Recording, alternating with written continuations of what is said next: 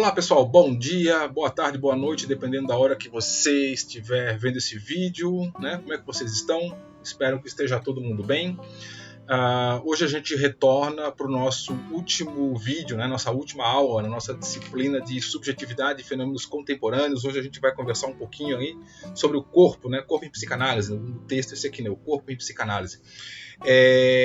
Enfim, gente, como esse é o último vídeo da disciplina, né? A última aula da disciplina. Última aula não, né? Porque a gente ainda vai ter aula encontro síncrono, né? Mas esse é o último vídeo que eu vou estar fazendo aqui para essa disciplina, pelo menos nesse semestre, né? Outros períodos aí eu posso fazer outros, mas nesse semestre, eu só queria conversar com vocês uma coisinha assim.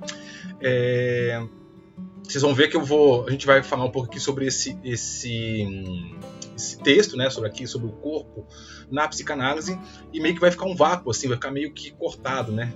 Infelizmente, eu até tinha comentado isso com vocês no começo da disciplina, que eu ia ter que tirar alguns materiais, né? Eu tirei alguns materiais, alguns textos da disciplina. Essa disciplina ela era um pouquinho maior, ela tinha um conteúdo um pouquinho maior, em virtude da adaptação que eu tive que fazer para fazer ela aqui online, né? Então eu tive que tirar alguns materiais e o material que eu tirei era o material depois desse, né? Teve um outro também no meio da disciplina que eu tirei e um outro que seria depois desse.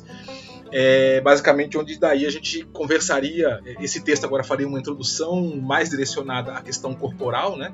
A questão de como a subjetividade ela foi sendo compreendida, entendida, relacionada junto com uma questão corporal, especificamente na psicanálise. Vocês sabem que essa disciplina eu estou fazendo ela toda num viés psicanalítico, né? Então, a partir toda de uma teoria psicanalítica. Então, por isso que eu estou, né, enfatizando aqui esse texto sobre o corpo em psicanálise, uma concepção freudiana, que a gente já vai conversar um pouquinho sobre isso. Mas, assim, esse texto faria essa introdução aí toda essa questão cultural que a gente viu até agora, tá, mas como é que essa questão cultural agora ela respinga no indivíduo, ela vai respingar no indivíduo no corpo, e aí a gente, num próximo texto, aí a gente veria a questão de, ok, então como é que essas patologias atuais, né, elas estão surgindo, essas patologias de ordem narcísica, essas patologias narcísicas, que são essas patologias contemporâneas, elas estão surgindo, vocês vão observar que vai ser basicamente no corpo, né? Ou por meio do corpo, elas vão se manifestar por meio do corpo. Então a ideia era essa. Então infelizmente eu tirei, né, essa parte final, mas acho que assim tudo bem, né? Acho que deu para vocês compreenderem bem essa questão e para vocês se não perceberam, se não pegaram, né? A gente até depois posso passar algum material para vocês a mais aí na disciplina, né? Quando a gente tiver lá o nosso encontro 5, é só me pedir que eu mando algumas coisas a mais aí que eu tenho. Mas basicamente é isso, tá? A gente vai observar que as grandes patologias não, né? A maioria dos transtornos, a maioria das patologias que agora cada vez mais vão começar a aparecer no consultório aí de vocês, né? Que já está ocorrendo hoje, mas daqui para frente cada vez vai ser mais, né, vai ser maior essa intensidade, dizem respeito a essas patologias aí relacionadas a transtornos narcísicos, transtornos de imagem, transtornos de forma, né, problemas de vazio existencial de uma ordem, não de uma ordem nihilista, vamos colocar assim, que seria como, né, na neurose, mas de vazio mesmo, sem sentir, a existência não fazer sentido, depressões com essa característica e não com uma característica de culpa, né, como seria a depressão típica do neurótico. Enfim, essas são os tipos de patologia que efetivamente vão começar a aparecer, que já estão aparecendo mais na clínica, né, no consultório. Por isso que a gente vai ver hoje basicamente uma clínica voltada aí para problemas narcísicos e uma clínica que não está dando conta, a gente não tem resposta para isso, né? E aí isso vocês vão ver um pouquinho nesse texto, já viram, né? Já leram, né? O texto já está lá no Cigar, já leram, né? Vocês vão ver que a gente não tem hoje uma resposta muito clara para isso, porque é um fenômeno que a gente está se deparando com ele, né? Agora, quando eu digo a gente se deparando, é tipo assim, nos últimos 50 anos, aí, nos últimos 40 anos, né? E a gente não está tendo muita resposta porque a gente ainda não compreendeu ainda, né? Esse corpo narcísico, ou essas patologias advindas de um corpo narcísico, né? A gente está decifrando isso ainda, né? A linguagem do corpo histérico, do corpo neurótico, como vocês viram aí no texto, Freud decifrou para a gente, né? Lá no começo da virada do século XIX para o século XX, só que, bom, Freud morreu, a gente não tem mais ele aqui, né? E a gente hoje não está conseguindo interpretar bem essa nova linguagem que está vindo aí, né?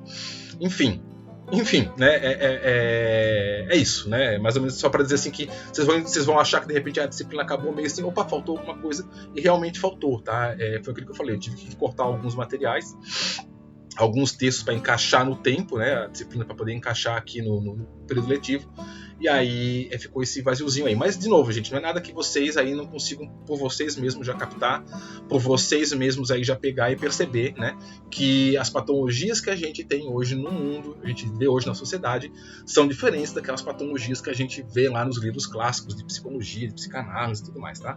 Bom, então vamos lá, gente. Já deu 5 minutos. Eu vou fazer esse vídeo aqui, esse texto num vídeo só, então eu vou até correr um pouquinho, até inclusive, gente, vou até ser sincero com vocês, eu não vou nem me aprofundar muito nada aqui, porque basicamente tudo que está aqui nesse texto, a gente meio que conversou um pouco ao longo da disciplina, né? A ideia quando eu dava essa disciplina antes é que esse texto aqui seria uma ligação para efetivamente depois ver questões de patologias e tal. Mas basicamente muita coisa que está aqui nesse texto vocês já devem ter até percebido, que vocês já conhecem até, né? Aliás, deixa eu até voltar aqui. Desculpa aí. Mas até uma coisa que eu ia falar. Esse texto aqui também eu trouxe para vocês por uma questão. Eu gosto muito dele porque ele é um texto que ele vai falar muito sobre essa compreensão do corpo numa concepção psicanalítica, mas numa concepção freudiana. Tá? Freudiana com um pinguinho de Lacan, vamos dizer assim. Tá? Mas veja, ela continua tendo um entendimento corporal, da psicanálise corporal, a partir disso, a partir de como uma linguagem, o corpo como uma linguagem, basicamente. E o que esse texto vai fazer, e por isso que eu gosto dele, eu acho ele bem interessante, eu acho ele bem profundo, não, mas assim, é bem explicativo, porque ele vai demonstrar como que o corpo foi perpassando na teoria psicanalítica, enquanto o Freud estava vivo, óbvio, né? Como o Freud foi utilizando, foi se relacionando com a ideia de corpo, e como ele foi modificando a própria concepção de corpo dentro da teoria psicanalítica, a ponto de colocar ele como um estatuto mesmo da teoria, né? Como algo realmente que está ali na teoria. Só que, é claro, o próprio Freud ele tinha seus problemas com o corpo, né? Vamos ser sinceros. Ele tinha lá seus próprios traumas, suas próprias neuroses, né? E ainda assim, o corpo, mesmo depois de toda essa caminhada na trajetória na teoria psicanalítica, ele vai continuar sendo visto de um modo, vou dizer assim, intelectual. Né? Ele vai continuar sendo sentido de um modo racional, de um modo lógico, pelas próprias aversões, pelos próprios problemas que o Freud tinha com relação ao corpo. Não vem aqui ao caso agora, não é o objeto aqui, né? Mas o que eu estou querendo dizer com isso? Estou querendo dizer com isso é o seguinte, que isso aqui é uma concepção, tá?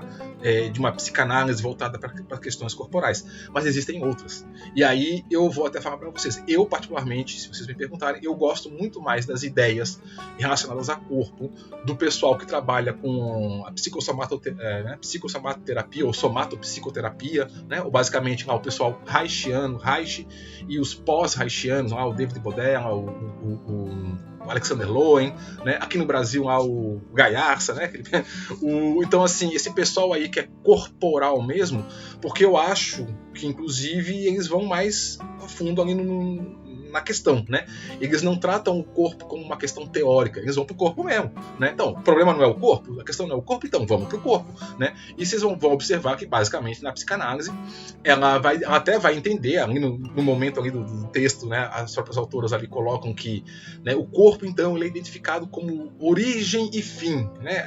Onde tudo começa é onde tudo termina, na própria teoria psicanalítica. Ok, verdade, mas tudo isso no campo intelectual. Né? No campo teórico, no campo da racionalização. Ok, é uma abordagem, mas espera aí. Se a questão é corpo mesmo, por que a gente não vai para o corpo de verdade? Eu acho que quem fez isso foi o Reich, né? O cara que efetivamente falou, não, vamos para o corpo.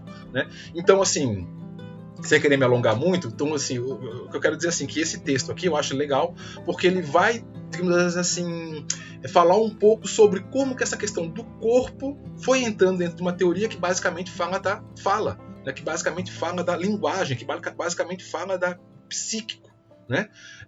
E o corpo tá ali dentro também. Só que isso foi enquanto o Freud estava vivo. Depois que o Freud morreu, até um pouquinho antes, porque o Reich ainda foi contemporâneo do Freud, né? Vieram outros teóricos que aprofundaram essa questão, né? E eu particularmente gosto mais desses teóricos quando a questão é corpo. tá? Mas assim, é legal vocês pegarem esse material, esse texto, né, ou essa concepção, porque ele mostra isso. E como essa disciplina aqui, como eu falei, ela está sendo feita baseada numa questão, numa base teórica psicanalítica, eu também não quis trazer aí outras questões para não até confundir, porque a noção de psique, né, em Reich é totalmente diferente de Freud, aí teria que ser feito aí uma adaptação que a gente também não teria tempo, tá? Então, de novo, já, meu Deus, 10 minutos já. É só para dizer que questões corporais, gente, tá? É legal, Freud, né, legal aí e tal, mas assim, tem gente que foi mais fundo, tá? E se vocês quiserem realmente amanhã depois estudar, conhecer mais essa questão corporal, eu particularmente recomendo que vocês vão para além da psicanálise, tá? Porque a psicanálise é legal, beleza, ok, ela vai trazer bastante coisas aí, mas tem gente que avançou, né? E a psicanálise ela vai parar ali na questão da linguagem, questão do discurso, e vai ficar como uma linguagem corporal e deu, né? Tem gente que vai mais fundo, e aí eu particularmente gosto mais, mas não é o foco aqui, não é o objetivo, fica só a dica, né? Bom, então vamos lá, gente. Então, para pegar esse entendimento aí, né, de como é que foi essa criação do corpo aí na teoria psicanalítica, a gente começa por aqui, né? Então, eu vou tentar ser mais rápido, tá? Porque basicamente foi aquilo que eu falei. Aqui não tem nada de muito novo pra gente, tá? Então, assim, o corpo, né, as autoras colocam lá, é abordado por diversos campos e sob diversas perspectivas teóricas. Então, na medicina, sociologia, arte, moda, isso é fácil de entender, né? O corpo, ele é objeto de várias teorias, várias áreas do conhecimento. Então, o corpo na medicina é uma coisa, o corpo na psicologia é outro, o corpo na sociologia é outra coisa, o corpo na moda, o corpo na arte são coisas diferentes. Todos eles, de algum modo, vão se relacionar com o corpo, só que cada um vai se relacionar com o corpo a partir de uma perspectiva, a partir de um olhar. É isso que elas estão querendo colocar ali no texto, tá? Um desses campos, no caso é a psicanálise, né, no qual se encontra o corpo subjetivo abordado pelo campo teórico clínico. Então, elas vão dizer assim, um lugar onde efetivamente também vai ter um olhar sobre o corpo e vai ter um discurso sobre o corpo, vai ser a psicanálise. E o discurso da psicanálise, basicamente, que elas vão colocar aqui, ela vai vir de uma questão teórica, né? Então, a teorização, basicamente, feita por Freud, né? Mas também ela vem de uma prática, ela vem de uma constatação, de uma observação da realidade, que também vem do Freud, né? Então, assim, o que elas estão querendo colocar assim, tudo bem, veio de uma teoria, mas também veio de uma observação empírica, tá? Embora, né, foi aquilo que eu estava falando, embora, sim, Freud vai ter um olhar clínico, né, sobre o corpo, mas não nos esqueçamos que a clínica freudiana não era uma clínica corporal, era uma clínica da fala, né? Então, tudo bem, ele vai ver o corpo, mas ele vai ver o corpo pela fala, né? Foi isso que eu estou falando. Tem outros que vão aprofundar mais isso, mas não vem ao caso aqui agora, tá? Então, como a psicanálise privilegia o discurso, né? O corpo durante muito tempo foi colocado em segundo plano, mas aos poucos foi se estabelecendo como estatuto na teoria psicanalítica. E é esse percurso que elas vão mostrar, tá? Se o corpo cada vez mais foi aparecendo na clínica psicanalítica, é natural que ele também fosse para a teoria, né? O corpo, que é o objeto da psicanálise, ultrapassa o somático e constitui um todo, um funcionamento coerente com a história do sujeito. Então, o que elas estão querendo colocar aqui? Até mais ali na frente eu vou... Porque essa primeira parte aqui é uma introdução lá do texto, né? Elas vão dizer assim, olha, sim, várias teorias vão ter olhares diferentes sobre o corpo. Se você for lá na medicina, vamos pegar assim, fácil para entender, a medicina basicamente vai entender o corpo como uma máquina, né? É uma máquina, né? Então tem o coração, tem o pulmão, tem o rim, o rim filtra, o coração bombeia, o pulmão inspira, né? Insufla ar, tal. Então é uma máquina que funciona bem. Então se dá algum problema numa peça, você tem que trocar a peça, você tem que trabalhar a máquina como um todo ali para consertar uma peça, tal. É isso, né? Basicamente vai ser isso daí. Agora, o corpo da psicanálise, ou da psicologia, né, ele é um corpo que ele não vai simplesmente ser uma questão de uma máquina. Ele vai ser um corpo que ele vai ser quase que um símbolo. Ele vai ter uma questão simbólica, ele vai ser como uma projeção do psiquismo, né? Então, é isso aqui, o corpo, né, ele ultrapassa o somático. Ele vai além da questão somática mesmo, biológica, né? Ele é um todo fundamentado, né, coerente, em funcionamento coerente com a história do sujeito. Então eu até trouxe essa imagem aqui, porque ela representa bem isso daqui, né? Por exemplo, assim, a gente vê algumas tribos, algumas, né, hoje em dia, apesar de que está voltando agora, né, como uma questão de moda, mas, por exemplo, essa questão da escarificação, por exemplo, essas marcas no corpo, então as marcas que nós conscientemente, como é esse caso aqui, né, propositalmente colocamos no corpo, ou inconscientemente, aí seria uma leitura haitiana, né, a gente coloca no corpo, elas estão falando da nossa história, elas estão falando do nosso psiquismo. Então isso aqui, ó, provavelmente, eu não sei qual é, isso aqui é uma foto de uma tribo da África, eu não sei qual é o significado, só peguei para ilustrar mesmo, tá? Qual é o significado dessas escarificações aqui, por exemplo, né? Mas eu me lembro que uma vez eu vi um documentário lá sobre, era da, não sei se era da Austrália, acho que era da Austrália, Polinésia, aquela região ali da Oceania, que tinha lá, era uma tribo, era dos homens crocodilo. Por isso que eu trouxe essa foto aqui, porque me lembrou muito desse daí. Então, o totem da tribo lá deles era o crocodilo, então eles cultuavam o crocodilo. Então, uma das coisas que eles faziam para se parecer com o crocodilo era fazer escarificações como essas aqui na pele, para que a pele ficasse igual à pele do crocodilo. Né? Então, a diferença entre um menino e um homem, você via literalmente na pele. Né? Então, se você pegasse um jovem que ainda não tinha essas escaras no corpo, ele não era, se você olhasse para ele e não tinha as escaras, ele não era um homem ainda. Ele se tornava um homem. Tinha lá todo um ritual de passagem e tal, né? Ele tinha que caçar, não sei se matava acho que não matava um crocodilo, mas ele tinha que caçar um crocodilo e tal. E ao demonstrar toda lá, passar pelas etapas lá, ele recebia as marcas no corpo. Então veja, receber as marcas no corpo, inclusive é uma marca social. Está dizendo, você é um dos nossos, você agora inclusive é um homem, não é mais uma criança, né? Então isso tudo é simbólico, isso aqui é representativo.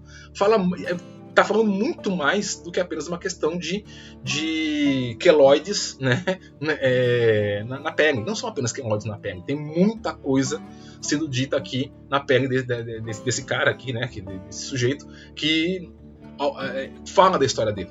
Né? Então o corpo, é isso que está falando aqui, o corpo da psicologia, o corpo da psicanálise, ele vai falar muito mais da história do sujeito do que simplesmente uma questão de, né, um amontoado aí de tecidos orgânicos, tá? Bom, vamos lá. Então não é demais lembrar que a invenção do inconsciente, né, feita por Freud, se deu a partir do corpo, né? Basicamente marcas histéricas, né? Ou melhor dizendo, de uma linguagem sobre o corpo. Né? Freud, ao articular a teoria da sexualidade, inicia uma verdadeira revolução no campo do corpo. Revolução esta que, se estruturando a partir do soma, né, a partir do biológico, corpo biológico aqui, né? Corpo da pura necessidade, vai desembocar na noção do corpo erógeno, do corpo do desejo. Né? Então a gente sai do corpo da necessidade e parte para o corpo do desejo. Inserido na linguagem. Claro, o desejo está inserido na linguagem. Né? Na memória, na significação e na representação. Ou seja, é o corpo da psicanálise. O que elas estão colocando aqui, dizendo assim, é isso. Né? A gente partiu, Freud, né? Ele parte, como todo médico, do corpo da necessidade, do corpo biológico, e aos poucos ele vai olhando e vai dizendo assim, não, mas tem mais. Né? É aquela coisa assim, né? Vamos pegar um exemplo bem fácil, né? Tipo, a sexualidade. Eu quero transar, eu tenho vontade de transar, mas eu não tenho vontade de transar com qualquer um. Né? Eu tenho vontade de transar com aquela pessoa especial, com aquela pessoa que desperta o meu interesse, ou seja, o meu desejo. Então veja que quando eu digo que eu quero ter uma relação sexual, por exemplo, né, a não ser que, claro, seja a pura descarga biológica e tal, aí sim a gente está falando do corpo somático, né? Mas a partir do momento que você faz uma escolha de com quem que você vai ter nem que seja uma escolha de, mas é meu gosto estético, nem que seja uma questão estética, você está falando de desejo, não é apenas a transa pela transa, né, o sexo pelo sexo. Tem um universo aí por trás, né? Então, a necessidade fisiológica de ter uma relação sexual, de perpetuar a espécie, que é o do campo somático, que existe, ela é permeada ou ela é atravessada pela questão do simbólico do desejo, né, do corpo do desejo, que é, e sim, eu quero descarregar aqui a minha questão fisiológica, mas não é com qualquer um, não é em qualquer lugar, não é em qualquer momento, tem todo um contexto. Então, ela é atravessada, né? Então esse corpo ele vai ser atravessado por isso que o corpo psicanalítico vai ser muito mais o corpo, né, do desejo do que o corpo da necessidade, muito mais o corpo simbólico do que o corpo somático, né? Então no texto, né, as autoras vão percorrer, é isso que você estava falando no começo, né, que eu gosto desse texto, porque elas vão fazendo como é que o Freud vai chegar nisso, né? Como é que o Freud vai chegar nessa compreensão, mas é claro, o Freud vai chegar aí e vai parar aí, né? Quando é para dar o próximo passo, então bora, vamos lá pro corpo mesmo, o Freud recua, né? Ele recua pelas razões dele, os motivos dele, também que já tava velhinho, né? Já tava de saco cheio, essa é a verdade, né? Aí outros pegaram aí coisa e foram, né? Então, no texto, as autoras vão percorrer a evolução da compreensão do corpo na psicanálise, iniciando pela estrita relação com o corpo biológico, né? Quando Freud faz sua ruptura metodológica, quando ele deixa de ser médico e passa a ser psicanalista, passando pelo corpo fragmentado, que é o corpo pulsional, unificado pelo narcisismo, chegando ao corpo do dualismo pulsional, ou seja, o eu corporal, né? Então a gente vai chegar na ideia do ego, o ego como corpo, como pele, basicamente, né? Então, nesse texto aí, que eu acho legal é isso, elas vão fazendo esse percurso, elas vão comentando esse percurso. Como é que o Freud sai de um médico que basicamente deveria, né, ou pela própria medicina da época, olhava o corpo como uma máquina, e ele chega depois como um corpo, como um lugar de realização de desejos, né? Bom, vamos lá, 20 minutos já, então vou dar uma corridinha. Bom, então como é que tudo começa, né? Nós vamos começar lá no texto. Como é que tudo inicia? A gente sabe, né? A gente conhece a história da psicanálise, mas só para seguir aqui a lógica, né? Então, o corpo do sintoma da histeria, né? A incidência dos valores morais sobre a personalidade dos indivíduos intrigou Freud. Estou falando lá da viradinha do século XIX para o século XX, né? As doenças nervosas mostravam sintomas estranhos e incompatíveis do ponto de vista da medicina, e foi questionando esses sintomas que Freud desenvolveu um método para tratar seus pacientes. Quem não entende isso aqui, quem é essa altura do campeonato, né? Bom, você vê que esse vídeo está no YouTube, né? Então muita gente pode estar vendo isso aqui agora. Então, se quem quiser compreender bem isso aqui, pega um filme que está até, acho que você acha no YouTube, que é O Freud Além da Alma. Né? Eu gosto muito desse filme, porque ele vai mostrar bem isso aqui, ó, né? O Freud lá identificando como médico lá no século XIX, identificando pessoas que tinham problemas físicos, como por exemplo cegueira, né? A pessoa de uma hora para outra ficava cega, então ele ia lá no médico, no oculista, lá no oftalmo, e o cara não identificava nenhum problema no órgão olho, então ele dizia isso é fingimento, mas não era fingimento, a pessoa estava cega mesmo, né? Então o Freud ele vai perceber isso, que ele vai ver que tem sintomas estranhos, né? Que são incompatíveis com o ponto de vista médico. Se a pessoa não tem nenhuma lesão nos olhos, por que ela ficou cega, né? O que é que ela não podia ver que fez com que ela ficasse cega? Eu já estou falando de psicanálise, né? Então, assim, essas coisas que o Freud vai começar a se perguntar. Então, é a partir daí, a partir dessa percepção que o Freud vai começando a se distanciar, né, do entendimento médico, biológico, fisiobiológico, fisiobiológico da medicina, do corpo da medicina, e vai começar a entrar num outro corpo de uma outra questão, né? Então, assim, né, assim surgiu a psicanálise, estabelecida por conceitos como inconsciente, interpretação, recalque, principalmente aqui, ó, né? Recalque, resistência e transferência. Basicamente, né, lá no comecinho, quando ainda nem era psicanálise ainda, né? O Freud ele vai identificar isso, que a pessoa recalcava, né, reprimia e resistia a entrar em contato com aquilo que tinha sido reprimido. Daí que ele vai a partir dessa constatação da repressão e resistência, né, do recalque e resistência, que ele vai derivar a teoria dele que vai fazer surgir a psicanálise, né? Então a psicanálise também seria definida pelo sexual, né? Não no sentido biológico, mas sim no sentido erótico. Isso aqui eu ainda quero só fazer um parênteses, né, gente? Sexo é diferente de erótico, tá? O sexo é biológico, o erotismo ele é psíquico ou até social, a gente poderia dizer, tá? Então, é isso que eu estava falando ali no exemplo antes. A necessidade fisiológica de eu ter uma descarga hormonal, por exemplo, numa relação sexual, ela é biológica, ok, mas eu escolher com quem eu quero fazer essa descarga, isso é erótico, né? O que mais excita a gente, né,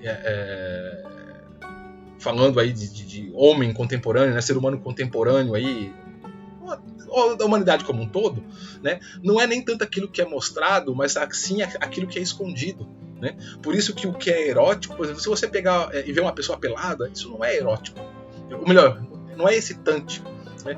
Não é totalmente excitante. É muito mais excitante você ver uma pessoa com trajes meio transparentes, ou revelando uma parte do corpo, escondendo outra, porque vocês vão observar que isso desperta muito mais o nosso desejo, o nosso interesse, do que simplesmente ver uma pessoa pelada. Porque se ver uma pessoa pelada deixasse a gente, né, doidão, vamos dizer assim, louco para ter uma relação sexual, campo de nudismo era suruba o tempo todo, né? Praia de nudismo, e não acontece, né? Qualquer um que já foi num campo aí, numa praia de nudismo, sabe como é que é. Todo mundo, cada um no seu canto. Inclusive é sem graça, porque tá todo mundo pelado. Não tem graça, né? É muito mais é muito mais instigante uma boate, por exemplo, à noite, onde na meia luz, onde as pessoas estão vestidas, mas não estão vestidas, que mostram uma parte do decote, mas não mostra o corpo todo. Esse jogo do mostrar e esconder, que é o erótico, né? É o que efetivamente nos excita mais do que um corpo pelado, né? O que, né? Ou do que até um feromônio, vamos dizer assim, né? Então, assim, veja que nós, por uma questão aí, né? Não vou entrar aqui agora nesse aspecto, uma questão de cultura, né? A gente saiu do campo animal, entrou para o campo cultural e tal, né? Você já conhece toda a explicação psicanalítica aí da cultura. A gente abandonou o aspecto biológico, por isso que a gente não sai por aí transando com todo mundo qualquer hora, igual o cachorro, né? Quando tá no cio, né? E foi pro universo do erotismo, tá? Então, sexo na psicanálise, entendam a sexualidade na psicanálise como muito mais próxima da questão do erotismo do que efetivamente de uma necessidade fisiológica, tá? Quem quiser efetivamente entender bem essa diferença entre sexualidade e erotismo, ou amor, né? Sexo, amor e erotismo são três coisas totalmente diferentes. Eu recomendo um livro muito bom chamado A Dupla Chama, Amor e Erotismo, do Octávio Paz. Acho que é em português, tá? Octávio é o nome. Procura aí na internet, vocês vão achar. A Dupla Chama, Amor e Erotismo, onde ele vai fazer efetivamente essa distinção sobre as três coisas. É muito diferente. Sexo é uma coisa, erotismo é outra e amor é outra. E às vezes a gente mistura tudo como se as três coisas são uma coisa só, né? E não são. Cada um é uma coisa diferente. Ele não está falando numa concepção psicanalítica, tá? Não é psicanálise, mas ele diferencia bem esses três aspectos e encaixa bem aqui. Então quando a gente fala de sexo em psicanálise, não é a questão fisiológica, é a questão erótica, tá? E foi a partir da escuta, então, né, da fala das histéricas, né? Muito mais movidas por uma questão do erotismo do que da sexualidade, né? Que diziam mais do que falavam, que Freud percebeu que existia uma certa lógica no funcionamento do inconsciente. De novo, né? O recalque e a resistência. É a lógica. Eu reprimo aquilo que eu não posso fazer, que é feio, que os outros vão dizer tal. Ah, mas eu desejo tanto isso. Ah, aquilo volta. Não, eu resisto porque eu não posso. E aí, esse conflito é que vai gerar o sintoma. Básico, lá na histeria, né? A gente viu isso, a gente já estudou isso lá na história da psicanálise, né? O que permitia, então, estabelecer uma estratégia de tratamento, né? Horas! Né? Por isso que eu falei para vocês até em outros vídeos aí. Por que é muito mais fácil você tratar um neurótico do que um narcísico? Né? Porque o neurótico ele tem noção da realidade. Ele sabe inclusive o que ele deseja, ele sabe o que ele quer, ele só não quer entrar em contato. Né? Ele reprime porque é feio, porque é sujo, porque o que os outros vão dizer, o que os outros vão falar, meu Deus, o que os outros vão pensar. Então é essa pressão social que faz com que a gente reprime e resista. Ora, então o que eu tenho que fazer? Eu tenho que aliviar essa pressão do próprio indivíduo, entrar em contato com isso, ou então simplesmente reprimir de vez. Essa sociedade não pode fazer isso, então reprime, engole e vai. Então o tratamento do neurótico, da histérica, era relativamente muito mais fácil do que hoje, por exemplo, o tratamento do narcísico, porque o narcísico ele não tem uma relação com a realidade, ele não reconhece a realidade. Né? Foi até aquilo que eu falei, acho que no vídeo anterior, no nosso texto anterior. Né? A realidade que você, terapeuta, vai estar mostrando para o narcísico é uma realidade que ele não vê. Né? Por isso que é complicado tratar, por exemplo, as meninas lá que têm anorexia, né? Que você pode botar ela na frente do espelho, ela vai olhar pro espelho e vai dizer, não, eu tô vendo uma mulher gorda, né? E você, cara, você não tá vendo que é só pele e osso? Não, tá aqui, ó, tem gordura aqui e tal, né? Porque ela não tá de sacanagem, ela não tá de, né? Ela realmente tá vendo uma outra realidade, né? E aí é mais difícil de tratar. É a mesma coisa da psicose, né? Por que vocês acham que Freud não tratava a psicose? Ele dizia, não dá pra mim, né? Claro, Freud tinha lá suas questões, mas é isso, né? É bem mais fácil você tratar neurótico. Bom, vamos lá, não é aula de clínica, né? Bom, então, aos poucos, né, é confrontado, no caso falando do Freud, né, com o fato que boa parte das ideias reprimidas tem um significado sexual. Daí, perceber que a vida sexual das pessoas no final do século XIX é um motivo de grande infelicidade é apenas um passo. Né? Tá falando lá da questão da sexualidade. Como a sociedade reprimia muito a sexualidade, no caso lá da histeria, as pessoas reprimiam então seus desejos sexuais, é óbvio que isso era causa de sofrimento. É óbvio para nós hoje, né? Naquela época não era. Né? É exatamente a sexualidade que se encontra na posição de ser recalcada e de e continuar a produzir efeitos a partir da localização, isto é, a partir do inconsciente. Né? Aí eu até faço a perguntinha aqui, e hoje? Né? Será que a sexualidade continua sendo recalcada? Aí eu trouxe algumas imagens aqui atuais. Ó, né? Isso aqui é Brasil, tá? Escolas brasileiras. Vocês acham que hoje a sexualidade é reprimida, nós somos pessoas reprimidas sexualmente? Reprimidos todos nós somos, né? Porque para ter cultura tem que ter repressão básica, base lá da própria totem tabu e mal-estar na civilização, né? O Freud vai... Então todos nós sim temos um grau de repressão. Mas vocês vão concordar comigo que isso aqui não é bem o que a gente vai dizer uma repressão aos moldes como, por exemplo, existia lá na virada do século XIX, né? Lá em Viena do Freud, né? Então, não é à toa que hoje, como nós estamos muito mais permissivos em relação à sexualidade, a gente está muito mais light em relação à sexualidade do que lá os austríacos no século XIX, que hoje a gente não vai ter mais pessoas tendo sintomas histéricos no meio da rua, como tinha lá no século XIX. Né? Por isso que a histeria, entre aspas, sumiu. Né? Por que você não vê mais pessoas tendo cegueira histérica, tendo conversão histérica, né? Não conseguindo engolir, lá, como era o caso lá da Ana O? Lá, né? Por que a gente não vai mais ter isso? A gente não vai mais ter isso porque hoje em dia nós não somos mais reprimidos a um tal grau que a gente desenvolve esses sintomas. E a prova está aqui, ó. Precisa pensar isso aqui numa escola vienense do século XIX? Possível, mostrando você dá até para ver a dobrinha da bunda aqui, ou então é aqui, olha essa imagem, né? Isso aqui hoje mostra o quê? Mostra que a nossa sociedade não vai produzir neuróticos, com certeza. Com certeza não vai produzir neuróticos. Agora o que a gente tem que se perguntar é, ok, se não é a sexualidade que está sendo reprimida hoje, ou pelo menos reprimida com intensidade, posso dizer, né? Reprimida todos nós somos, porque senão não tinha cultura, tal, tudo bem, beleza. Mas o que é que a gente está reprimindo hoje? O que é que está sendo o nosso fator de infelicidade? Ou será que talvez seja o fato de que a gente não está praticamente reprimindo nada? Será que o fato de não reprimir nada também pode causar uma infelicidade? Como é que é isso? Entendem o que eu quero dizer? Essas são as perguntas que está sendo feita hoje na clínica, nas teorias. Então, nós não temos resposta ainda. Por isso que eu falei que a gente hoje está se defrontando com os transtornos narcísicos e a gente não tem uma resposta clara, né? Como a gente teve em relação, por exemplo, à histeria, né? Nós não sabemos por isso, porque a gente não sabe nem o que é que efetivamente está sendo reprimido hoje no lugar da sexualidade. Uma coisa eu garanto, a sexualidade não é mais, olha aqui, ó, não é mais o que está sendo reprimido, pelo menos não na intensidade como era antes. Né? Claro, ele continua existindo repressão, eu não posso sair pelado na rua, não posso. Né? Continua existindo, mas é uma repressão bem mais leve se comparado com o que foi antes. Então, meu psiquismo ele deve estar tendo outras coisas para ser preocupado do que a questão da sexualidade. Até porque hoje, vamos colocar assim, eu adolescente, um menino aí, uma menina com sei lá, 12, 13 anos, vamos pegar até antes, né? Porra, não vê, não tem acesso à sexualidade se não quiser, né? É só entrar na internet. Então, assim, porque não quer, não porque a sociedade não deixa você nem sequer pensar nisso, falar nisso, tá na internet, né? Tá na televisão. Então, assim, a sociedade tá diferente. Então a pergunta é, o que a gente tá reprimindo hoje?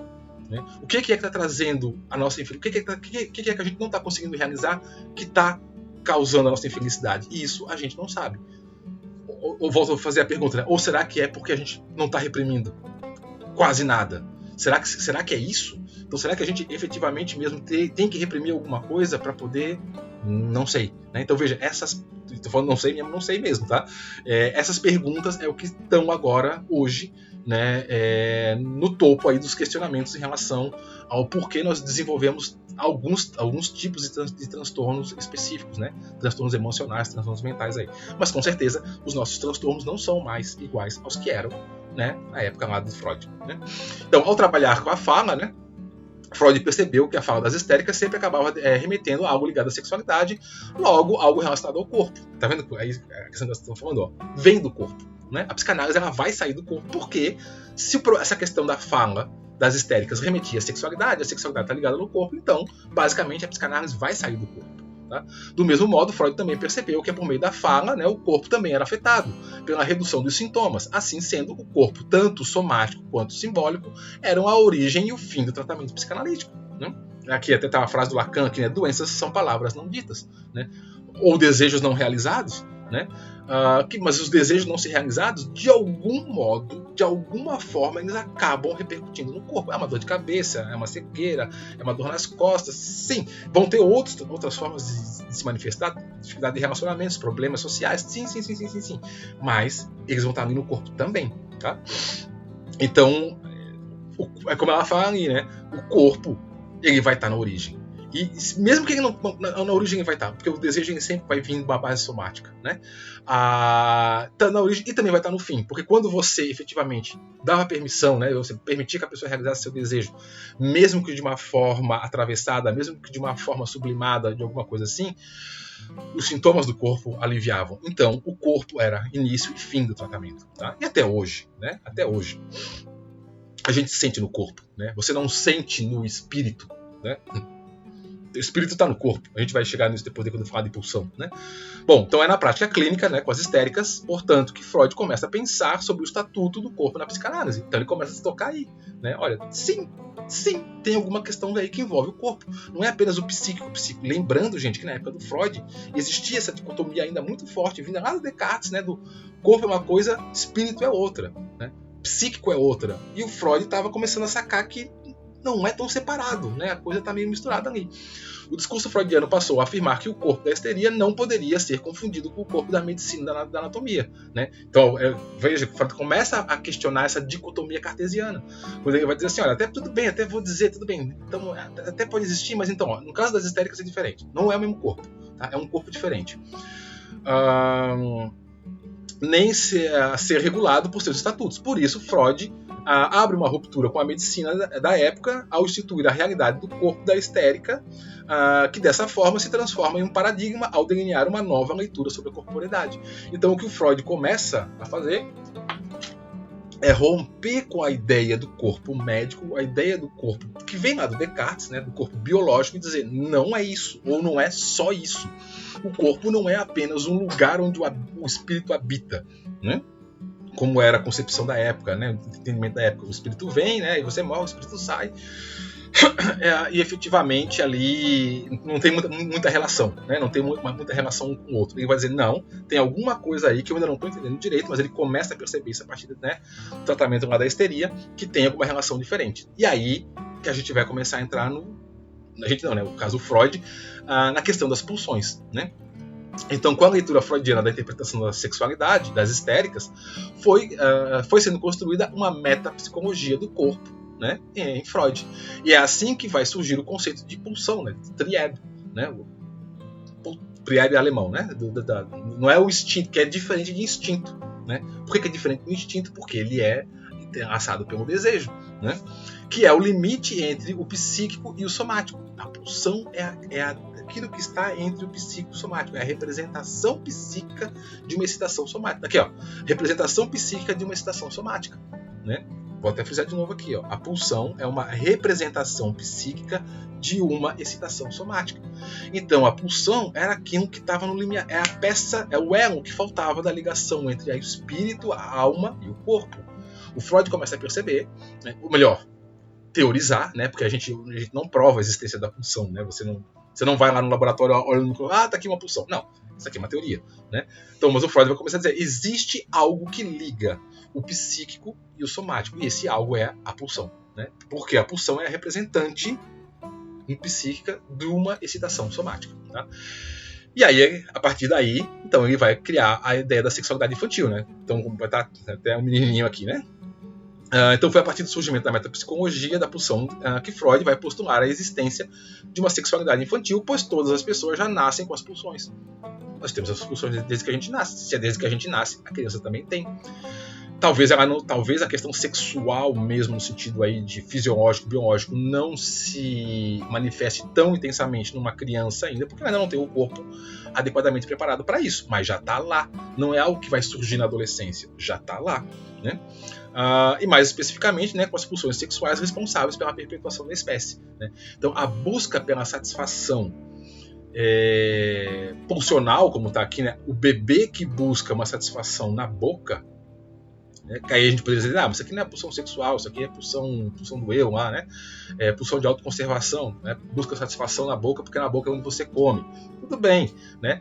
Mas transcende, né? Não é apenas alimento que você coloca para é aquela coisa, o bebê quando mama lá no bico do seio da mãe, não é apenas o leite que ele está não é apenas do leite que ele está se alimentando, né? É de todo um contexto. Aquele contexto é um contexto erótico, né? Lembrando que a sexualidade na psicanálise remete ao erotismo, não a uma descarga fisiológica, né? Tem a descarga fisiológica também, ela também está ali, mas é muito mais a questão do erótico, né? É muito mais aí o contato, o afeto, o vínculo, o cheiro, né? É muito mais do que apenas, no caso do bebê ali, né? Do que tomar leite, comer leite, né? Por isso que a satisfação, inclusive, depois vai de outra natureza, né? Inclusive, a gente busca satisfação na boca, não é apenas comendo, né? Você busca satisfação na boca de vários modos. Um dos modos é falando. Blá, blá, blá, blá, blá, blá, blá, blá, blá, blá. Prazer. Você não aguenta, você tipo fofoca, né? Quando você sabe uma coisa de alguém, você não aguenta aquilo. Enquanto você não bota pra fora aquilo, você conta pra outro, você se come por dentro. É isso. É o prazer, né? Erótico na boca. O prazer erótico na boca não é apenas relacionado a sexo mesmo, né? É de várias naturezas, né? Bom, então para Freud, né, a sexualidade infantil está basicamente ligada às fantasias infantis, né? Apresentando características de ser polimorfo, ou seja, possuindo uma pluralidade de objetos, né? O corpo sexual também está fragmentado em partes, né? Lembra das pulsões parciais, originando as zonas erógenas, que dependendo da fase do desenvolvimento terão maior atenção por parte do indivíduo. Lembrando lá, né, se você lembrar lá das aulas de início de psicanálise, né, as pulsões são parciais, elas estão espalhadas pelo corpo, né, e aos poucos elas vão se concentrando em lugares onde existe uma grande terminação nervosa. Né? Por que ela se concentra ali? Porque o indivíduo percebe. Por que ele percebe? Porque tem uma grande concentração nervosa, ramificação nervosa. Por isso que a gente tem muito mais percepção no lábio do que no cotovelo. Né? Você pode pegar o teu cotovelo aí e apertar, não dói. Eu posso torcer aqui, ó, tô torcendo meu cotovelo, tô torcendo com vocês, tô torcendo, tá doendo levemente aqui, mas tudo bem. Né? Agora, se eu fizer isso na boca, dói muito. Por quê? Porque tem uma grande concentração de terminação nervosas. Então, a libido, né, o desejo, ele vai se concentrando nesses lugares. Por quê? Porque aqui é onde eu percebo mais. Eu percebo muito mais o meu corpo no meu lábio do que no meu cotovelo. Então, é óbvio que eu vou, aos poucos, jogando meu interesse mais aqui na boca, no mamilo, na nuca, atrás da orelha, né, e todo lugar onde tem mucosa, do que efetivamente no joelho, né? Então, e aí é onde o Freud vai desenvolver ali a teoria das fases de desenvolvimento, né, baseado lá na movimentação da libido, fase oral, anal, fálica e tudo mais, né? Então, por meio do conceito da pulsão e dos seus destinos, né, também, qual é o destino da pulsão caso ela não seja realizada, né? Então aqui perversão, a neurose ou a sublimação, que Freud conseguiu romper com a dualidade existente entre o corpo biológico e a idealização psíquica, aquilo que eu estava falando antes, transformando-os então em um único elemento, ou seja, o corpo pulsional, né? Aí eu trouxe aqui um exemplo, só para ilustrar mesmo, né, dessa questão do corpo pulsional e o corpo erótico, é o caso aqui da Vênus de Milo, a estátua de Vênus de Milo, né?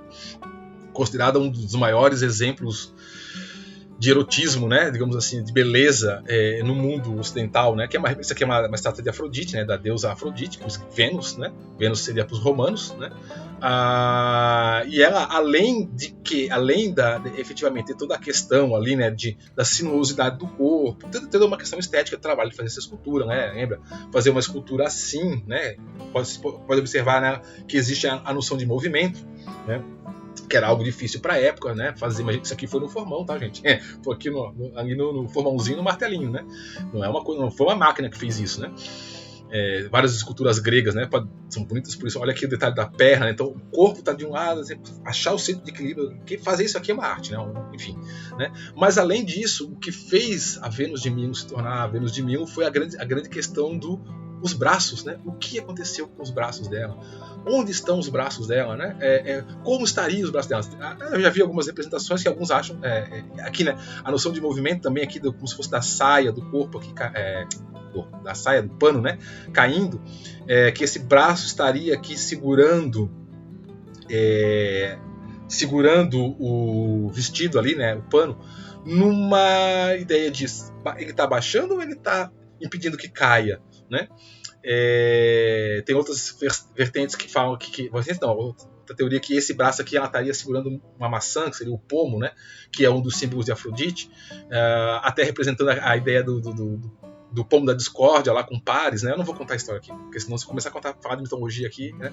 Mas quem quiser procura aí, né, a ideia do pomo da discórdia, né, onde ela, no caso a Afrodite, ela mostra, ela deixa cair o pano, né, a túnica, e mostra os seios para Paris, né? Paris não? Acho que foi Paris agora.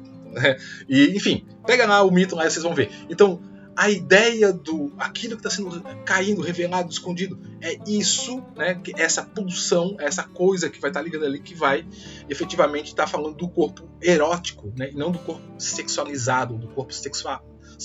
Não é um corpo sexual, é um corpo erótico. Isso é o que vai ser fusionado ali pela pulsão, né? Porque é o representante psíquico de uma percepção corporal. Então isso é o corpo pulsional, é o corpo do desejo, é o corpo erótico. Né? Vamos lá, 44 minutos, vamos lá. O conceito da pulsão, então, né, foi concebido como algo fundamental que ancora o psiquismo no corpo. Isto é, o registro psíquico não seria apenas algo pela ordem da idealidade, né, um espírito que está ocupando, né, em algum lugar em cima da minha cabeça, ou no máximo lá na minha glândula pineal, lá, como diria Platão e tal, né, mas movido pelas pulsões que estão espalhadas no meu corpo todo e que vão se concentrar em algumas regiões específicas, tipo boca, mamilo e tudo mais, né? Dessa maneira, Freud pode transformar a concepção dualista vigente em sua época sobre a relação entre corpo e psiquismo, indicando que a pulsão seria o lugar onde se daria esse encontro. Para tanto, ele teve que opor os registros do orgânico e do corpo, né, porque o corpo pulsional não se identificaria com o corpo biológico somático, de novo. Né? O corpo não é aquele corpo da medicina, é um corpo de uma linguagem, é um corpo de um desejo, é um corpo de uma representação psíquica. Né? Essa representação psíquica é a própria pulsão. E essa pulsão eu sinto onde? Eu sinto ela no corpo. Tá? Então veja como liga. Né? Liga a minha representação do meu desejo de beleza, de prazer, de amor com este corpo. Ou com, mais especificamente não com esse corpo, e sim com o corpo do meu objeto de desejo. No caso de Vênus, ali, da mulher, ali, com aqueles seios, com aquela barriga, aquelas ancas, tal.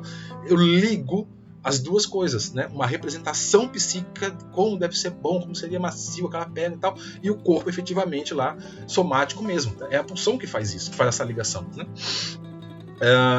É como o corpo pulsional, que o corpo pode ser autoerótico e narcísico. Posso lançar a pulsão sobre mim mesmo, né? A libido, né? Além disso, como força constante e exigência do trabalho imposta ao psiquismo pela ligação com o corpo. A pulsão seria a origem em um dos fundamentos do sujeito. Claro, eu vou me definir com base naquilo que eu desejo. Aquilo que eu desejo é onde eu lanço a minha libido, é onde eu lanço o meu interesse, né? É onde eu me relaciono, por que eu vou me relacionar com o mundo? Porque é ali onde eu vou estar, vai ser meu objeto de desejo, né? Então isso vai me estruturando, isso vai me fundamentando enquanto indivíduo. Né? Aprofundando os estudos sobre a pulsão, Freud descobre que esta sempre precisa ser descarregada, né, a gente sabe disso, sobre um objeto que geralmente é algo externo ao indivíduo, ao qual o indivíduo busca uma ligação libidinal. Porém, né, então eu jogo a minha libido para fora para descarregar a libido e tal. Porém, né, aí que vai vir o que é o mais interessante para nós na disciplina, né? O próprio corpo pode ser tomado como esse objeto de desejo libidinal, fazendo assim surgir uma dimensão do corpo na psicanálise ou narcisismo, né? Ou seja, como aquilo que eu acabei de dizer, né? Eu lanço a minha libido para fora, imaginando como é que deve ser aquele corpo daquela deusa lá, tal, aqueles seios, aquelas ancas, a pele, a maciez da pele, a textura da pele, a consistência das carnes, né? A consistência das carnes, e tal. Estou lançando isso para fora, minha libido está indo para fora, mas eu posso fazer isso também para dentro. Eu posso me tomar como objeto de desejo, né? E aí a gente já viu isso muito na disciplina, não vou retomar aqui isso. E aí a gente vai ver o narcisismo, né? Inclusive essa parte aqui eu vou passar bem rapidinho, porque aqui não vou repetir de novo como é que se forma o narcisismo, porque a gente acha que essa altura do campeonato vocês já sabem, né? Já compreenderam, né? Quem tá vendo esse vídeo aqui por acaso e não tá fazendo a disciplina, tem os vídeos aí, procura aí os vídeos aí que eu tô falando sobre narcisismo, nos outros vídeos aqui no canal aqui, e aí procura lá e vê, porque aqui eu vou passar rapidinho, porque não faz sentido eu de novo explicar tudo isso aqui, porque já tem vários vídeos ali explicando, tá? Então aqui, né, a concepção do narcisismo em Freud corresponde a uma etapa da assunção do corpo próprio e, desta forma, interessa sobremaneira a problemática do corpo, né? A ideia de que o indivíduo vai se formar enquanto eu mesmo ali a partir do narcisismo. No início da vida, né, o corpo do bebê está tomado pelas pulsões parciais que podem satisfazer a si mesma. É o período denominado por Freud do autoerotismo, né, quando a criança está lá se descobrindo, se autodescobrindo, e é somente a partir do investimento libidinal dos pais, né, quando o pai vai lá, meu pezinho, minha mãozinha, não sei o que, a barriguinha, tá, né, o pai vai fazer todo aquele investimento lá, e se projeta na criança também, por meio do seu próprio narcisismo projetado, que o bebê consegue unificar as diversas pulsões parciais e obter a consciência do seu próprio corpo, né? No narcisismo, por sua vez, o corpo começa a ser elevado à condição de si pela sua própria erotização. Né? Eu mesmo, minha mão, meu pé, minha boca, eu me olho no espelho e digo, uau, né? Uau, que coisa linda, que bacana, os olhos, tal, né? Eu começo a jogar todo a minha libido sobre o meu próprio, erotizo a minha própria imagem, né? Inicialmente, as zonas erógenas estão no registro disperso. A criança sente, né, que tem prazer aqui, tem prazer ali e tal, mas daqui a pouco ela funde isso, né, e reconhece isso numa imagem. O Lacan vai chamar lá da estágio do espelho, né, quando ela se olha no espelho e se reconhece como aquilo ali sou eu, né? As zonas erógenas estão no registro disperso no corpo e posteriormente será unificado, constituindo um corpo totalizado, né? Essa totalidade se ordena em torno de uma imagem, né, a ideia do espelho, e denominada imagem corporal. Eu olho para quem diga, sou eu, né? Aliás, é bem engraçadinho, se vocês um dia, quem é pai, quem é mãe aí quiser saber se a criança já está nessa fase aí dela saber se ela é ela mesma, né? Tem uma brincadeira que a gente faz, que eu fazia antigamente, né? Que era muito legal. Você pega uma criança sem perceber, você pega um pedacinho de tinta, um pouquinho de batom, coisa assim, pega com ela, brinca assim com ela tal, e suja assim, dá uma sujeirinha, suja aqui a bochecha dela, né? De modo que ela não possa ver, né? Se tu botar aqui na mão, ela vê, mas se sujar aqui, ela não vê. Depois coloca ela na frente de um espelho, né? Quando você coloca ela na frente do espelho, se ela olha para o espelho e ela vai em direção àquela criança que está no espelho, então ela ainda não tem uma ideia de que aquilo ali é ela, né?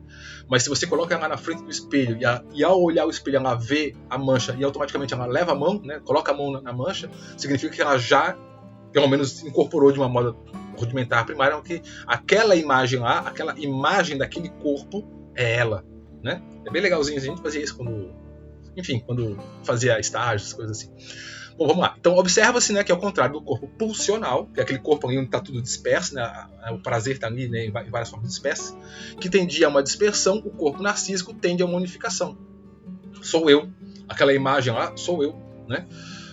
Por isso ele é fundamental para a estruturação do eu, para a estruturação do ego, né? Assim podemos entender que enquanto o corpo pulsional é denominado pelo princípio do prazer, o corpo narcísico é denominado pelo princípio da realidade. Ou deveria, né? Vamos dizer assim, né? O corpo narcísico é dominado pelo princípio da realidade, mais ou menos, né? A gente já viu aí em outros textos que não é bem assim que acontece. Né? Aqui falando de um narcisismo primário, né? Ou de um narcisismo saudável, normal. Sim, tudo bem. O princípio da realidade. Eu sei que sou eu, que lá é o outro, tal. Então eu sou uma coisa, o outro é outra coisa. Ok, mas a gente vai ver também que aí no caso de um narcisismo não normal, né, anormal, esse princípio da realidade é o que vai estar afetado, né? Que a gente vai ver nos transtornos narcísicos, geralmente é o problema do princípio da realidade que é afetado. Então, esse corpo narcísico é também um corpo do desejo, né? Do corpo do desejo do outro, né? Pois é sobre ele que os pais projetarão o seu próprio narcisismo, tentando de uma forma redentora se realizar na própria criança. Aqui, né? Ctrl+C, Ctrl+V. Por que a gente fala que os pais projetam o seu narcisismo na criança? Porque o pai olha, né, a mãe olha para a criança e diz assim, ele vai ter tudo que eu não tive. Ele vai ser tudo que eu não fui. Eu queria muito ter sido médico, mas eu não pude porque eu tive que trabalhar lá na oficina do meu pai como mecânico. Mas meu filho vai, né?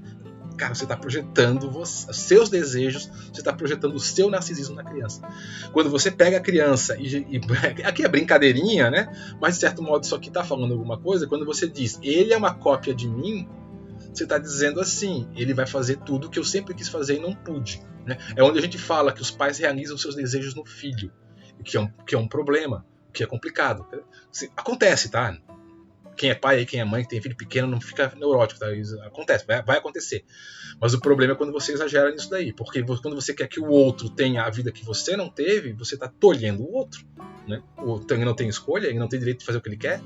Complicado, tá? Não vou entrar nessa seara agora, porque já deu 53 minutos e aí a gente também aqui não é questão de disciplina de psicopatologia. Mas é isso aí, tá? Os pais se projetam nos filhos e um dos grandes problemas que a gente vai ver, inclusive hoje, né, um dos problemas contemporâneos é esse, né? Como eu fui muito reprimido, eu fui muito não sei o que, meu filho não vai ser. E aí você peca pelo outro lado, né? Você peca, você achou que foi muito ruim de um lado, agora você exagera pro outro, dá problema do mesmo jeito. Bom, enfim, né, de novo, não é psicopatologia aqui, é só para constar que é assim que acontece, né? Os pais projetam a si mesmos nos filhos, projetam o seu narcisismo no filho. Por isso que o corpo narcísico também é o corpo do desejo do outro. Esse outro, no caso aí, os pais, tá? O eu da criança seria, então, uma espécie de utopia redentora, né, das decepções e feridas narcísicas paternas. O que eu não tive, ele vai ter. Né? Eu tive que trabalhar, não pude brincar com ele, mas meu filho vai brincar, meu filho vai para Disney, meu filho vai aí, enfim. Uma vez que estaria realizando tudo aquilo que não foi realizado na existência dos pais. É isso. Né? E aí você vai ver isso aqui, né? O pai, né, é muito comum, o pai levando o guri, bota lá o time de futebol dele, bota a camisa, o guri nem sabe o que é futebol direito, mas já tá lá, né? Tá torcendo pelo pai e tal, enfim, com o pai, quer ser que nem pai, a menina é a mesma coisa, quer ser que nem a mãe e tal. E às vezes pode ter exageros, tá? Aqui eu tô só ilustração, tô brincando, mas aqui vocês conseguem ver, né? O que é a coisa de você fazer uma miniatura de você, né? Aqui existem muitas críticas, inclusive hoje aí. Hoje já não estou ouvindo tanto. Antigamente eu ouvia mais críticas, esses concursos de Miss Mirim, por exemplo, né? Que muitas pessoas falavam assim, nossa, às vezes a menina nem quer estar lá e está lá porque os pais, mais especificamente às vezes as mães, como ela não pôde realizar, então agora realiza o desejo da menina, tem que estar lá realizando o desejo da mãe. Enfim, quem quer ver um pouquinho disso daí, pega aquele filme Pequeno Miss Sunshine, né? Que mostra um pouquinho disso. Mas é isso aqui, ó, tá? Os pais... E o pai também aqui, o bombeiro, né? Vai querer que o filho dele seja que nem ele. Vai fazer, vai pegar lá, vai apagar o incêndio e tal. O guri não consegue nem com o peso do uniforme aqui, mas já tá lá, vestido que nem bombeiro e tal. Né? A gente, o pai, a mãe, é que vai efetivamente dar a primeira capa, né? Do eu, do ego da criança. Normal, tá, gente? Tem que ser, é assim. O problema é quando você muitas vezes exagera na dose, né? Porque você também tem que dar o espaço para a criança respirar e para ela tomar suas decisões. Lembra? Que eu falei há outros vídeos atrás do narcisismo, você vai causar ali o narcisismo por um excesso ou por uma falta. É isso aqui. Se você exagerar também no formar o euzinho certinho, a criança vai criar aquele euzinho que o pai e a mãe quis ali, né? Se bem que às vezes isso vai acabar indo mais para neurose do que para narcisismo, mas tá ali. O outro é a falta. A criança não tem onde se espelhar, não tem aonde se identificar, não tem nada, então ela joga a libido pra dentro e o mundo não faz sentido. Que é o que a gente viu muito no vídeo anterior, tá? No texto anterior. Bom, vamos lá. É o olhar dos pais, né? Então, ou seja, o narcisismo projetado, que irá definir o primeiro eu, que eu estava falando antes, que todo indivíduo terá. Desse modo, problemas nesse tipo de investimento, quer por excesso, falta ou abandono, que a gente viu lá nos outros vídeos lá sobre a deficiência simbólica na modernidade, é isso aqui, ó. É isso que eu estava falando lá naquele vídeo lá, ó. Problemas por excesso, falta ou abandono, inevitavelmente deixará marcas sobre o eu que vai formar a criança, né? E essas marcas aí no eu que vão dar a origem, que vocês lembram lá do outro vídeo que eu falava, né? Problemas que hoje a gente tem uma sociedade que não consegue mais transmitir seus valores para as novas gerações, não consegue mais transmitir seus símbolos para as novas gerações. As novas gerações, elas ficam no vazio, e como eu não tenho lá, como diria Cazuza, né? Eu não tenho uma ideologia para viver, eu não tenho uma coisa para me identificar, eu fico no vazio e eu acabo jogando a imagem, a minha libido toda em mim mesmo, e eu tenho uma relação com o externo deficitária, né? Então eu não tenho mais uma noção muito clara da realidade. Do eu, do outro, que seja, vai ter todos os transtornos que a gente vai ver, desde drogadição até transtornos de forma aí, né? Bom, então, o corpo da segunda tópica, né? Ou seja, o corpo é o próprio, né? A primeira pessoa, que é onde efetivamente vai fechar lá no texto deles. Ele vai estar falando, bom, então chegamos, Freud passa, ele sai do corpo biológico, ele era médico, ele entra ali no corpo da histeria, onde vai ver, existe uma linguagem, existe uma fala ali, né? Ele vai para o corpo da pulsão, ele vai perceber que a pulsão é aquilo que liga o somático e o psíquico, então não dá para você falar em corpo e psíquico, é tudo uma coisa só. E agora a gente vai chegar efetivamente na ideia do ego, que para o Freud, efetivamente, o ego é o corpo, né? Ele não vai aprofundar muito nisso, ele vai morrer antes disso, né? Mas assim, é na segunda tópica, onde ele vai falar lá sobre o id, o ego e o superego, onde ele vai colocar e dizer, o ego é o corpo, né? E aí vai vir basicamente, e eu gosto mais, que até eu trouxe essa imagem aqui para representar isso, a ideia lá do Didier Anzier, que ele vai falar que o ego, ou eu, é a pele, né? Porque quando a gente se vê, o que eu vejo é a minha pele, né? É o meu contorno. Eu não vejo os meus músculos internos, né? Eu não vejo o meu estômago, meu pulmão, meu coração, eu não vejo, né? Mas eu vejo a minha pele. E eu me relaciono com essa imagem corporal que é dada pela minha pele, né? Que o meu limite entre o eu e o externo é a pele, né? Então, eu gosto mais dessa ideia do ego como sendo a pele, né? O eu-pele que ele vai falar. Então, com a introdução da segunda tópica, né, a teoria freudiana irá verdadeiramente se aproximar da corporeidade, pois Freud irá pensar o eu como essencialmente corporal, né? O ego, né? O ego como essencialmente corporal, né? Aqui. Em O Ego e o Id, né, considerado o texto da segunda tópica, Freud define o eu como a instância corporal e ainda a projeção de uma superfície. Né? Então, a projeção da superfície é a pele. Né? Para ele, o eu passa a estar relacionado com o espaço, com a imagem, com o corpo. A consequência imediata que a segunda tópica trouxe à concepção psicanalítica de corpo é a emergência de uma outra economia da sexualidade nessa tópica corporal centrada na unidade. Então, aqui, para além da segunda tópica, aí também tem outra questão que nós vamos abordar ali no texto, né? Também houve a introdução do conceito da pulsão de morte. Né? Isso aqui é muito importante na teoria freudiana. Né? Algo que silenciosamente se move dentro do indivíduo, tentando continuamente manifestar e conduzir o indivíduo novamente a um estado inorgânico, até que um dia ela consegue. Né? A pulsão de morte, ela é aquilo que está o tempo todo em nós, tentando se manifestar, não, se manifestando. Mas se manifestando de um modo silencioso, de um modo que você não vê, de um modo que você não percebe. Né? A cada respirada que você dá, né? Cada inspirada, porque quando você inspira, você puxa a vida para dentro, né? Porque o ar é a vida, né? Você está vivendo, mas a cada respirada que você dá, puxou a vida, né? Você jogou a morte. Você jogou a morte, não, você está se aproximando da morte, porque a cada segundo que você vive é um segundo a menos que você tem. Né? É bem paradoxal, é bem filosófico isso, né? Mas a pulsão de morte, ela tá aí. Por isso que a pulsão de morte, ela é totalmente indescolável, né? Não sei se existe essa palavra, mas ela é indescolável da pulsão de vida, né? Reich vai ser totalmente contrário a isso, né? Mas na ideia freudiana, né? Morte e vida estão juntas, né? E é isso. A cada respiração que você dá, você vive, você tem uma relação com o mundo, né? Você se relaciona com o externo, mas você está mais próximo de encontrar a morte a cada segundo, né? Por isso que ela é silenciosa, né? A pulsão de morte é silenciosa, você não vê ela, né? Como diga assim, o representante da pulsão de vida é a sexualidade, né? E alguns vão, e aí o próprio Freud vai colocar que o representante da pulsão de morte seria a agressividade, né? Então quando você vê o indivíduo sendo agressivo, a pulsão de morte se manifestando, mas não é bem assim, né? Ela é bem silenciosa mesmo, ela é bem quietinha, né? Quando você menos vê, ela acontece, e aí você foi, né? Então assim, e o que a pulsão de morte ela está dizendo, basicamente é isso, né? Que toda essa questão dessa linguagem que vai estar lá no corpo simbólico, né? Dessa linguagem, dessas pulsões, dessa tudo mais, tudo bem, tudo isso, mas no fim, parceiro, quem ganha sou eu, né? No fim, eu ganho o jogo. Eu quem? A morte. Eu, a natureza. Né? É como tá aqui, ó. Acho que tá aqui, tá aqui, ó. A pulsão da morte funcionará como uma espécie de representante do corpo biológico. Né? Assim como a sexualidade é um representante da pulsão de vida, e a agressividade é um representante da pulsão de morte, mas a pulsão de morte é um representante do corpo biológico, ou poderia dizer que é um representante da natureza. Né? Do corpo biológico foi negado para que o corpo da psicanálise, né, o corpo psicanalítico, o corpo da linguagem surgisse. E para que surgisse o corpo da psicanalítica da linguagem do desejo. Porém, a natureza não pode simplesmente ser negada, e é por isso que a morte, é por meio da morte que ela relembra isso.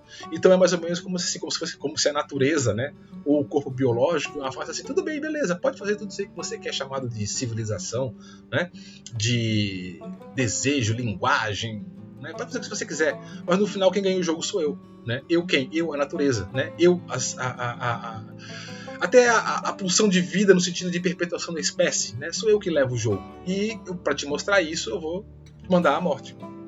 Então a questão da pulsão da morte ela é como se fosse essa representação, né? Essa coisa que mostra pra gente que de qualquer modo, no final das contas, a natureza ganha o jogo. Né? Por mais que a gente pode fazer o que a gente quiser, pelo menos até hoje, né? Até hoje foi assim, a gente pode construir o império que for, pode construir a tecnologia que for, mas até hoje a gente ainda não conseguiu vencer esse jogo, né? E no final a natureza se perpetua, né? A gente está aqui basicamente para transmitir os genes, né?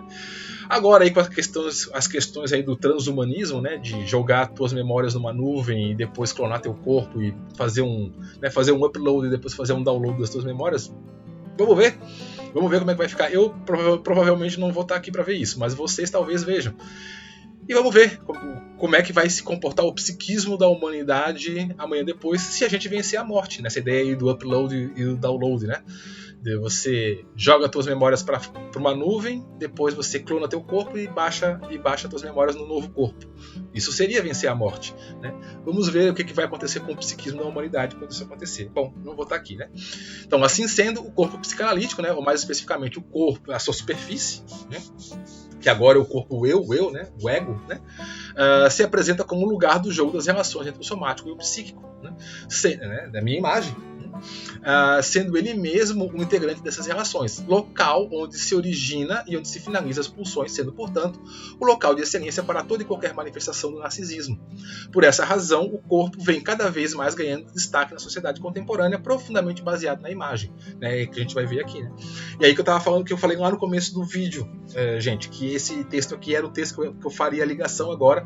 Bom, então vamos ver aí as patologias que estão surgindo na contemporaneidade ligadas à questão da imagem, ou os chamados transtornos narcísicos, né, que a gente não vai ver, a gente vai parar a disciplina aqui, tudo bem, né, mas eu acho que vocês já entenderam isso, né, que basicamente o que a gente vai ver agora é uma insatisfação com esse eu corporal, né. Antes, o neurótico, ele tinha uma insatisfação com o mundo, com a sociedade, com a realidade. E não era uma insatisfação porque a realidade era má, era uma insatisfação porque ele não podia fazer as coisas que a realidade, a sociedade cobrava ele, né? Então, essa era a grande queixa. Mas a grande queixa hoje não é mais com a sociedade, não é mais, por exemplo, ali como eu mostrei nesse vídeo aqui, com a repressão da sexualidade, porque eu não tenho mais a minha sexualidade reprimida. Ela é reprimida sim, né? Porque eu estou na cultura, tenho que reprimir. Mas se eu quiser mesmo, ainda mais hoje em dia, eu realizo qualquer coisa mesmo, tá?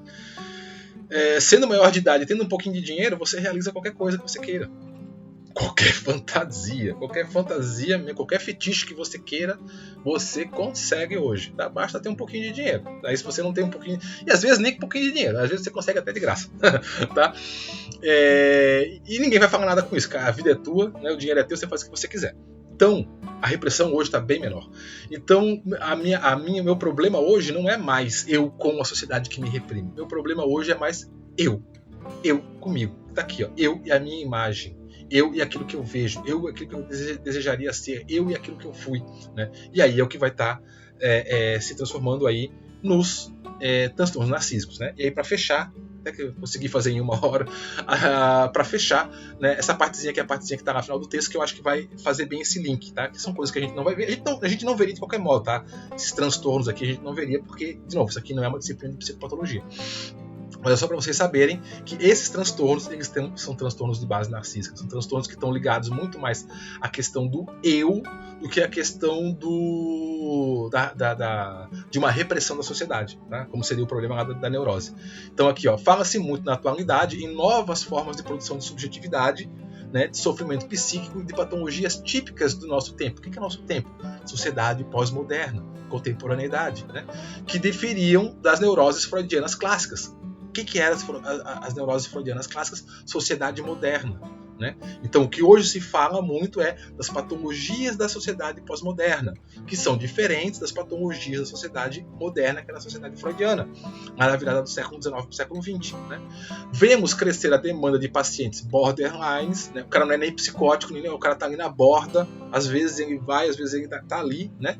Somatizadores, tudo no corpo, transtornos alimentares, né, corpo, drogaditos, com distúrbios de caráter perverso, distúrbios de conduta e ainda pessoas com problemas de ordem de insatisfação, autoestima, indefinição dos sentimentos de identidade, muito comum hoje, indefinição do sentido da vida, vazio existencial e vivência de morte. Veja que não é a angústia, a ideia, a melancolia, a ideação suicida, como era antigamente. Não, é o sentimento, a vivência de morte. Eu tô no vazio, eu tô no... a pessoa até pode se matar, a pessoa até pode cometer suicídio, mas não é pelos mesmos motivos que eram, por exemplo, uma época neurótica, que era de uma insatisfação com a impossibilidade de realizar as coisas. Né? Hoje em dia você pode realizar as coisas. Né? Você pode não ter condições, você pode não ter, de repente, dinheiro para fazer, tudo bem. Né? Mas você sabe que se você quiser, você for atrás, você consegue o dinheiro, você consegue. Né? Não existe, ninguém vai te impedir, não existe uma lei te impedindo, não existe uma sociedade dizendo que você não pode, você pode. Tá? Você pode não ter as condições, e se você não tem as condições, você não tem as condições agora, você pode ir atrás dessas condições e realizar elas. Né? Mas antigamente você não podia, mesmo tendo as condições. Né? Então a vivência de morte hoje é diferente da ideia do suicídio por culpa, do suicídio por angústia, que era lá no período, por exemplo, freudiano. Né? Muitas dessas patologias se apresentam centradas no corpo, né? Centradas no corpo. Tá? Que corpo? Corpo físico mesmo, tá? Evidenciando um sofrimento que é de ordem do psíquico, mas que é também de ordem do corpo. Acreditamos que, com a abrangência do legado que Freud nos deixou, o método da psicanálise, nós podemos encontrar um caminho que nos possibilita a teorização e o tratamento de tais modalidades, pois é sempre e, sobretudo, a apreensão do inconsciente de que se trata. Esse fechamento que elas dão aqui no texto fecha retomando aquilo que eu falei no início. Tá aqui, gente. A resposta é: nós não temos resposta. Tá? E por que a gente não tem resposta? Porque o fenômeno ainda é novo. Nós estamos trocando a roda com o carro andando. Né? A gente não compreende isso. A gente foi pego com as calças curtas, com as calças da mão, vamos dizer assim. Né? A gente estava vindo... digo a gente, né? O universo das teorias psis, né? Psiquiatria, psicologia, psicanálise e todas as outras teorias aí de entendimento de subjetividade. A gente vinha de uma sociedade, aliás, a própria psicologia, psicanálise, psiquiatria, elas vão surgir e se estruturar em uma sociedade moderna, que era essencialmente neurótica. E de uma hora para outra, a sociedade mudou. E quando ela muda, eu sei como tratar um neurótico, ok, tranquilo, mas como é que eu trato um borderline? Como é que eu trato um transtorno narcísico? Eu ainda não sei, eu ainda estou aprendendo. Então é isso que elas estão colocando aqui. Acreditamos que a abrangência do legado do Freud nos deixou, o método da psicanálise, né? Com isso nós podemos encontrar um caminho que possibilite a teorização. Podemos encontrar um caminho que possibilite a teorização. A gente ainda não tem essa teorização, a gente está tateando, tá? E por isso que é tão complicado para nós hoje, por isso que é complicado para vocês. Vai ser complicado para vocês quando vocês caírem na clínica para tratar esses fenômenos, né? Porque não tem uma resposta ainda. Como é que trata? A gente não sabe direito ainda. Estamos tateando. Enfim, né? Paciência, digamos assim. A vida é assim, né? A gente não tem resposta para tudo, né? Não tem resposta para tudo, né? A gente está caminhando, a gente está fazendo, né? E foi isso que eu falei. Vocês, efetivamente, que vão amanhã depois aí tá montando seus consultórios, sei lá, atuando aí em hospitais, em unidades de saúde, sei lá onde, vão se deparar com isso e vocês vão dizer assim: caraca, não me ensinaram isso na universidade. Não te ensinaram isso na universidade? Porque ainda não tem. Não foi de sacanagem. É porque realmente a gente tá nessa fase de transição, a gente está nesse momento de transição, onde a gente está tentando compreender esses fenômenos. Tá? Ninguém bateu o martelo ainda, a gente não sabe direito ainda nem o que causa, né? Nem como é que trata, nem como é que resolve e nem quais são as consequências disso para o futuro. Né?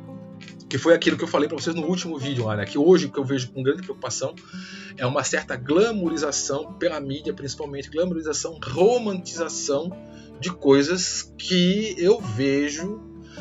Eu vou dizer que eu vejo assim, que há algum tempo atrás seriam claramente um transtorno. Hoje a gente, por questões ideológicas, questões sociais, não é, cada um é livre, faz o que quer. E você vê pessoas indo por caminhos que são complicados e que as pessoas ficam com dedos para fazer uma intervenção, né? E isso pode ter consequências lá na frente. E, de novo, foi aquilo que eu falei lá no outro vídeo. As consequências disso a gente só vai saber nas próximas décadas ou nos próximos séculos. Né? Foi aquilo que eu disse. Às vezes o pessoal tem muito tato, muito medo de falar alguma coisa, fazer alguma coisa, até por uma certa pressão social, né? Mas foi aquilo que eu disse, não lembro qual vídeo, que eu falei assim, é igual quando você tem um paciente bipolar, que está num estado de mania, né? Que tá num momento de mania, você não vai tratar ele porque ele diz que ele não precisa? É sério, né? Tipo assim, bipolar, o cara tá lá em depressão ou então em estado maníaco, né? Ele pode tudo, ele faz tudo. Quando ele tá lá no estado maníaco, ele vira pra você e diz: eu tô ótimo, eu tô maravilhoso, nunca me senti tão bem, não preciso mais de terapia. Aí nesse momento você dá alta pro cara, ele tá bom? Né?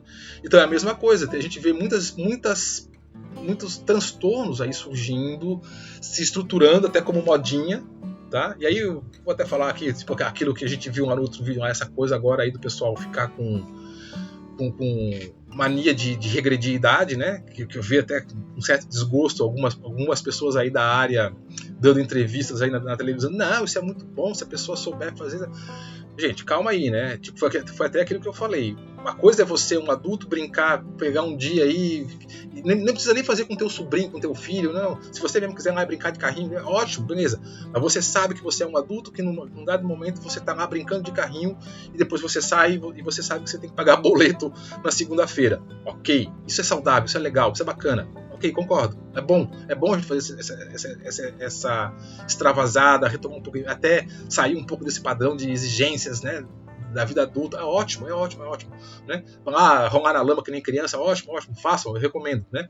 Mas não é isso que a gente está vendo. O que a gente está vendo são pessoas que estão incorporando vivência de eu sou criança mesmo. Né? Foi até aquele caso lá que eu falei no outro vídeo lá.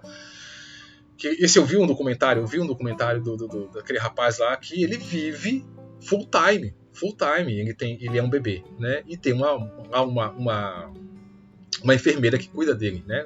Uma senhora lá, tal, não teve filhos, nunca teve família, tal, resolveu adotar, né? Para mim, o nome disso era o que o Lacan chamava de folia 2, né? Ou seja, folia 2, né? Quem não conhece, para mim isso é um caso de psicose compartilhada. Sinceramente, para mim é isso, um caso de psicose compartilhada, né? Uma pessoa que entra no delírio da outra e vai, né? Enfim, mas de novo, né? Eles não estão fazendo mal para ninguém. Estão lá vivendo a vida deles, estão pagando as contas deles, estão pagando os impostos. Quem sou eu para me meter? Verdade, quem sou eu para me meter, né? Deixa a pessoa lá viver a vida dela. Só que isso, enfim, vai ter uma consequência lá na frente. Foi aquilo que eu falei. Quando essa senhora morrer, que inclusive ela já era meio velhinha, né? O que vai acontecer desse rapaz? Ele tem dinheiro para se manter? Como é que vai ser isso? Enfim. Né? Bom, não é problema meu, é problema dele. Ele que vai ter que lidar com a realidade daqui a pouco. Né? Porque lembra, gente, o grande problema, né? Grande problema não, grande fato, eu falei isso até no último vídeo, a realidade não está nem aí pra gente. Né? A realidade é a realidade. É como o caso aqui da pulsão de morte e a natureza. A natureza não está nem aí pra gente. Ela vai vencer o jogo no final. No final a gente morre. Né? Então, e se a realidade ela vai se impor em algum momento, e ela vai se impor em algum momento, eu entendo como sendo talvez mais prudente você se preparar para o momento que a realidade vai se impor, né? E não simplesmente ficar negando ela e dizendo não, porque ela vai se impor. Mas de novo, cada um é cada um, né? Cada um vive a sua vida, faz como quiser, né? Enfim, já estou filosofando aqui.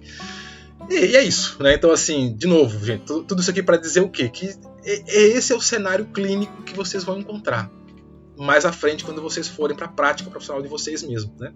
Eu não trabalho com isso, né? Vocês sabem, eu não estou em clínica, não trabalhei no passado, não trabalho mais, né? Hoje não estou mais aí envolvido com essas coisas, então isso não vai cair na minha mão, mas vai cair na mão de vocês, né? Esses fenômenos, vocês que forem para a clínica, que forem para o consultório, que forem trabalhar aí na área da saúde e tal, isso vai cair na mão de vocês. Em algum momento vai acontecer. Então, estejam preparados para isso. Né? Esse é o nosso dado de realidade, essa é a nossa realidade, essa é a sociedade contemporânea, essa é a sociedade pós-moderna, e essas são as estruturas psíquicas que nós temos no momento. Então, o que a gente tem que fazer é aprender a lidar com elas. Certo, gente? Enfim, de novo, desculpa se eu acabo assim meio... Pois é, né? Mas... foi aquilo que eu acabei de mostrar aqui no slide anterior. A gente não tem uma resposta ainda. Estamos trocando o pneu com o carro andando. Então, a gente faz o melhor que dá, do jeito que dá, no momento que dá. Né? Então, também, tipo assim, baixe a angústia de vocês. Tá? Não pense que vocês têm que salvar o mundo e consertar tudo e resolver tudo. Vocês não vão fazer isso. Tá? Vocês vão fazer o que é possível dentro do que é possível, no cenário que é possível. E é isso. A vida é assim. A gente faz o que dá no momento que dá. Tá bom? Então, bom, já lá, estamos estendendo aqui, né? Então, dúvidas, vocês anotem, né? E aí no próximo encontro agora, a gente encontra o síncrono, a gente conversa e finaliza a disciplina aí, tá bom? Então, um abraço para todo mundo, bons estudos, a gente se vê no próximo encontro síncrono. Até mais, tchau!